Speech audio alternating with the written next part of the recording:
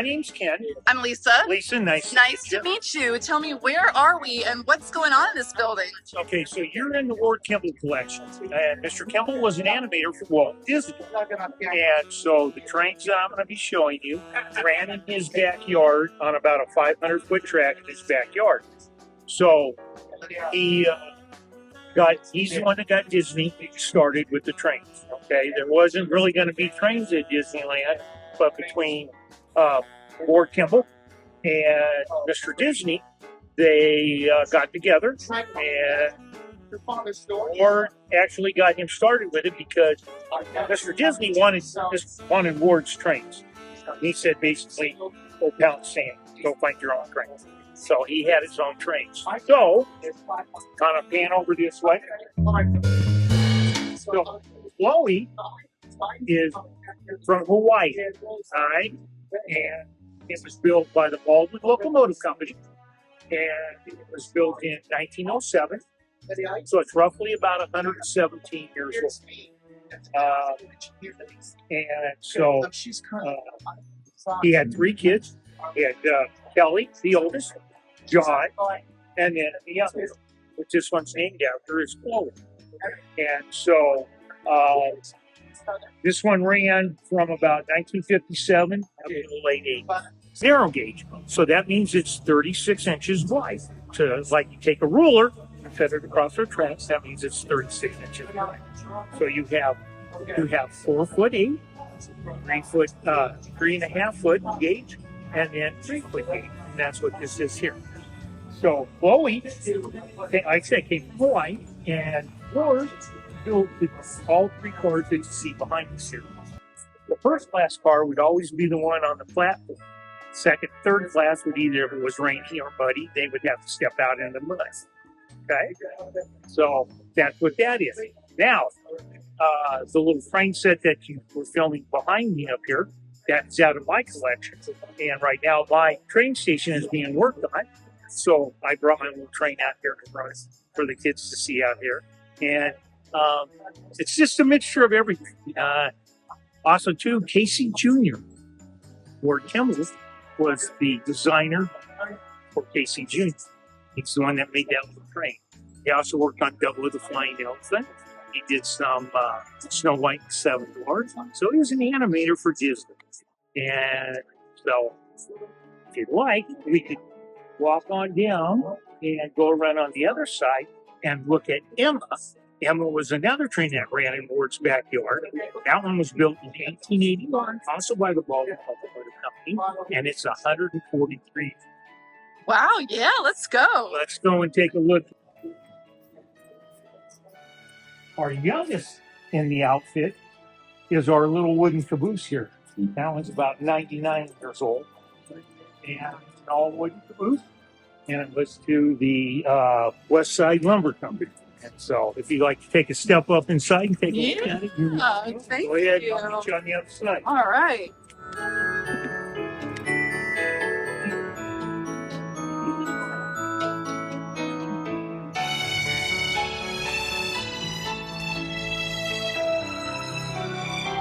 So this is considered an all-wooden caboose.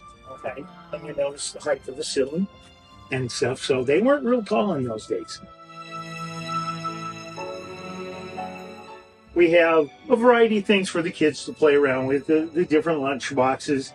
And over here on the stove, we also have the coffee pot or tea kettle, whatever you want to call it. And the kids get a big kick out of that. And then Emma, this is her here. She was considered an opera star in the 1800s. And so this is a photo over here.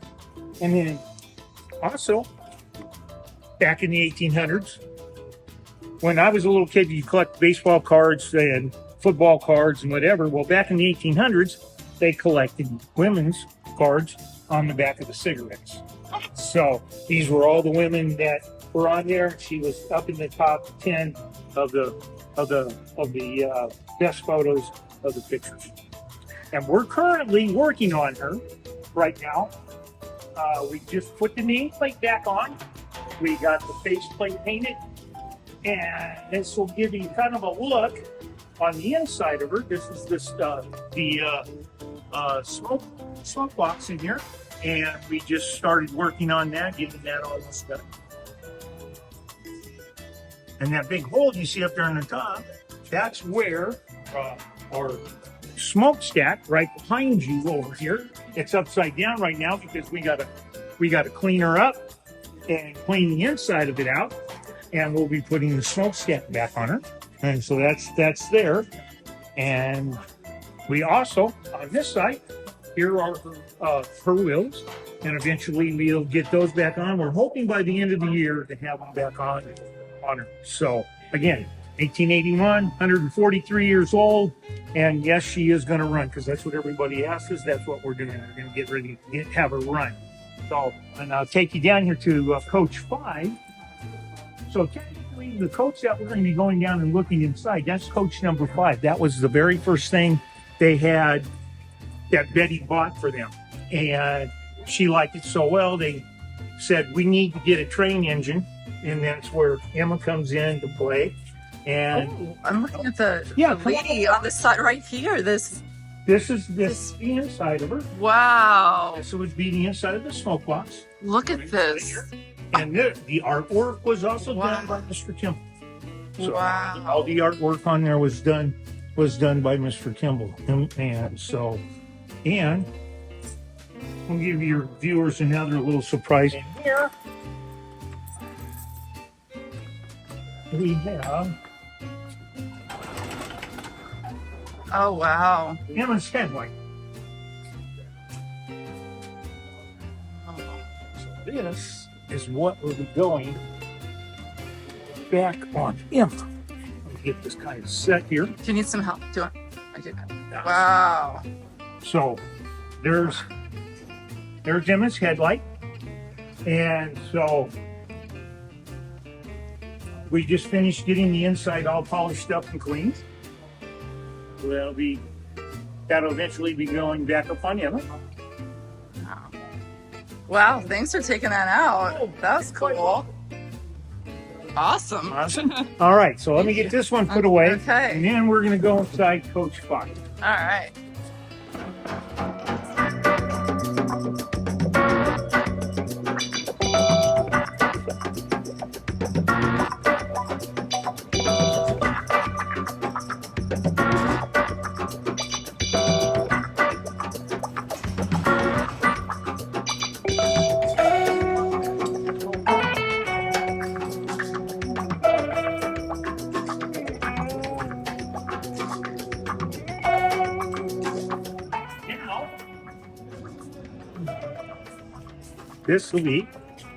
This is Coach 5, and this was the very first one that they got on their property.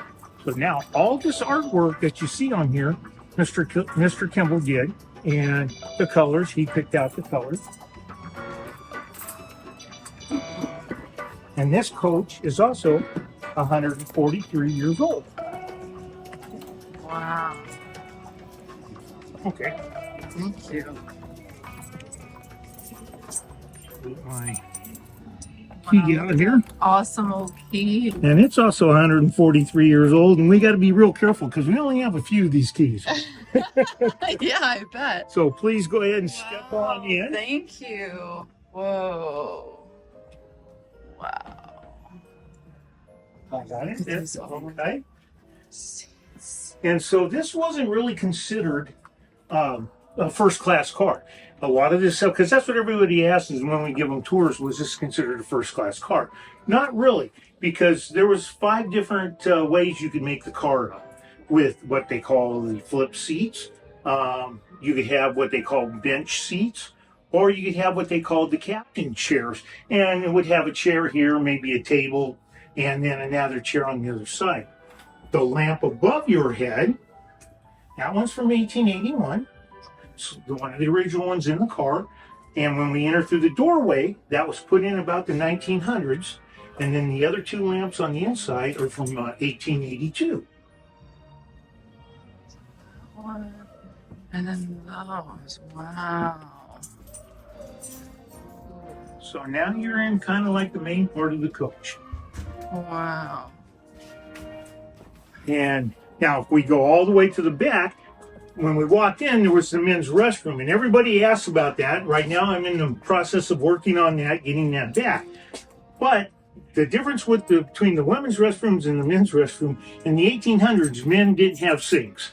They just didn't wash their they just didn't wash their hands. That's just the way it was. So when we go back here, I'll show you what we've been doing back here on this one, and this one would be considered the ladies' restroom. This has got a fold-out sink, and they have what they call a drop toilet. You couldn't go to the bathroom 2 miles into a station or 2 miles outside of a station because it drops straight down onto the tracks. All right, so you want to look there. Wow. And if you're looking at all that there, what we're going to show you is, if you look at the door here before we open up the door. Ooh, John. yeah. This is what the door would originally. This is what the car inside would originally look like. You can see all the flower markings and stuff on there. And this is what happens over the years. The lacquer and stuff on there just kind of fades away on there. Oh, that's beautiful.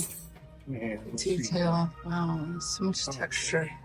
Then, this is all the original hardware on there. Now, This wasn't really considered a peephole. When we moved the car, we never put the glass back in because we're redoing the glass. So everything in there is 143 years old. Wow. Oh my gosh.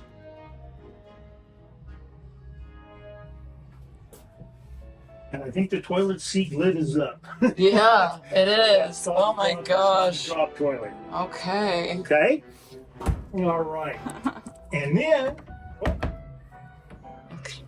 then later on, in about the 1900s, your first little cup holder. That's what your cups would go into inside there. And then right next to it is the water. This is where you get your drinking water. And what you would do is you would squeeze your little handles here and your water would come out. You gotta remember, in the 1800s, you either had your own cup or you had a bean can or whatever, and that would be your drinking cup.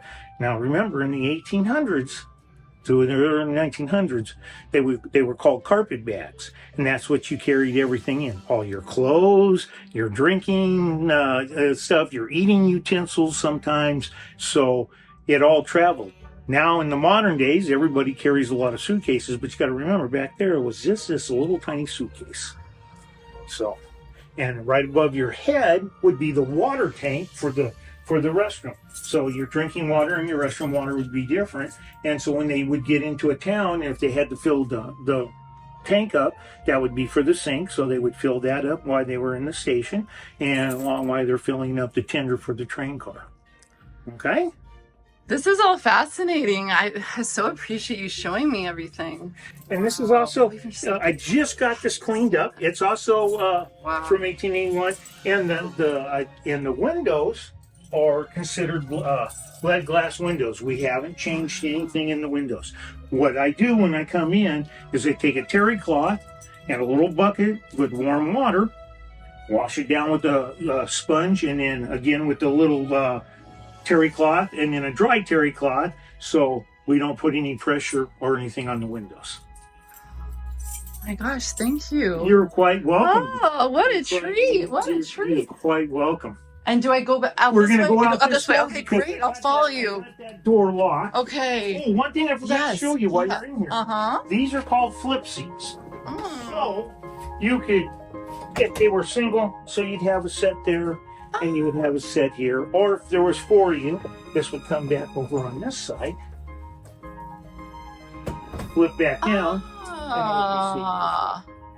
Now you got to remember, these are tighter than if you travel on trains today. But you got to remember, the tallest person back in those days, and didn't last very long, they were either about 5'5", 5'6" was the highest back in those days. And so they weren't as tall as everybody is now. So there was pretty good, comfortable spaces for them to sit in. Wow, okay. Thanks for showing me. Oh, you're quite welcome. Thank you. It's like very neat. And just real quick, that's SP Railroad Company. Those are real spittoons, all right? Those are not those aren't made up or anything else like that. That's the real thing. So we kind of watch what we have in here. Oh, Alrighty. okay. Yeah, we are an educational museum. We like to explain things about our railroad out here.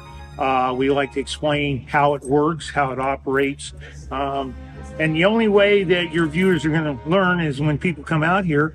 You have to ask questions like you did. And by asking questions, you get the knowledge of what we're talking about. And how I learn is by trying to answer your questions. So, okay? Well, thank you. You're quite I learned a lot today. Saw a lot. Now, one thing I left out, I'd like to just do this real quick. Up in here, this is what they call the engineer cab. And technically, back in the 1800s, or even today, if you want to look at it, but mostly back then, the engineer was mostly in charge up here. So you'll see just above there on the top, you'll see those nice little windows up there on the top. Sometimes they would put those in, or decorated the outsides. Let's see, outside of his windows, there's little leaflets and or little flowers and stuff up there. And some engineers would put curtains in there. Okay, so here's the other thing. If the engineer, what we would do is we would roll into a little town, and they would have the butcher. So he would go and get the meat and everything.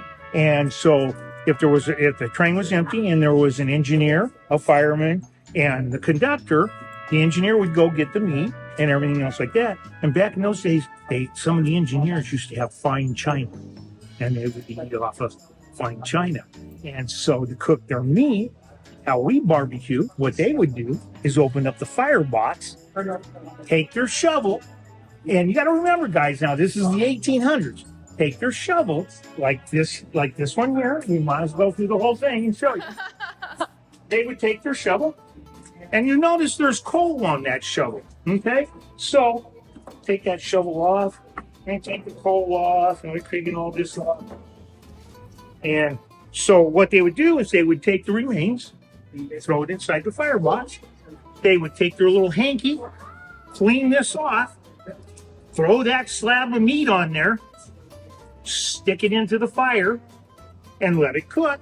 And either if you wanted it well done, they would cook it well done or whatever. And when they come back out, they would just take their fork, put it on that fine china, slide it off, cut it between the three, and they would have their dinner. They'd have their china, and they would have all their little things to drink. Occasionally, they would have their little spirit water, So, it's just like anybody else. A couple interesting things. So, most people wouldn't understand what this would be. This would carry whatever you wanted, water, milk, whatever in here. And then you also, in those days, in our refrigerators, we have ice chests or ice cubes, okay? In those days, they'd have big chunks of ice. And so they would go to the general store or whatever, and they would get a chunk of ice, stick it down inside there, and put whatever they had in there. And then they used to have their own type of drinking cup, carry their own silverware, and usually an old bandana to clean it off or wipe down and stuff like that. Later on, there's another unique little thing. Again, we have modern toasters. There's your toaster. You would set your bread here on it here, your 4 pieces, and you would set it over the top of the fire, set it down there. You got it toasted on one side. You take your fork or your hands, whatever, flip it around on the other side and toast the other side of your sandwich. I've never seen a toaster like that before. No, that's The blast from the past. yeah, came right around about the 1900s. Wow. Right? Thank you. You're quite welcome. Oh my goodness. I enjoy this. I hope your viewers enjoy this, and gives them just a little bit about the 1800s up through the 1900s. Perfect.